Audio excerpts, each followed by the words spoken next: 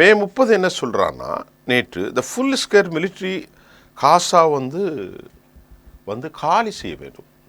Truce failure ஆச்சுன்னா, பேச்சுவார்த்தை நாம் சொல்கிற கண்டிஷன் அப்ளை ஆகலைன்னா அவர்கள் ஒருவர் கூட உயிரோடு தப்பக்கூடாதுங்கிற மாதிரி சொல்கிறாங்க. இப்போ அந்த ட்ரூஸில் என்ன இருக்குது? இராணுவம் அங்கே தான் இருக்கும், சாப்பாடு மட்டுப்படுத்தப்படும், 700 வண்டி தேவை, 30 வண்டி தான் கொடுப்பாங்க, அதுலேயும் பல விஷயம் நடக்க போகுது. இந்த மாதிரி உலகத்தில் ஒரு நாகரிக சமூகத்தில் இவ்வளவு கொடுமை எங்கேயும் நீங்கள் பார்த்ததில்ல தோழர்களே. இப்போ நாம் சொல்கிறது இதை வந்து ஒரு புனையப்பட்டதல்ல, செய்திகளினுடைய பின்னணி. பிரான்ஸ் வந்து மறுபடி பேசுது, ரொம்ப மனிதநேயம் இல்லாத ஒரு சூழலை ஏற்படுத்தி இருக்கிறார்கள் என ஒரு பேச்சும் குரலாக இம்மானுவேல் மேக்ரான் மட்டும்தான் இருக்கார், வேறு யாரும் பெருசாக பேசுறதில்ல.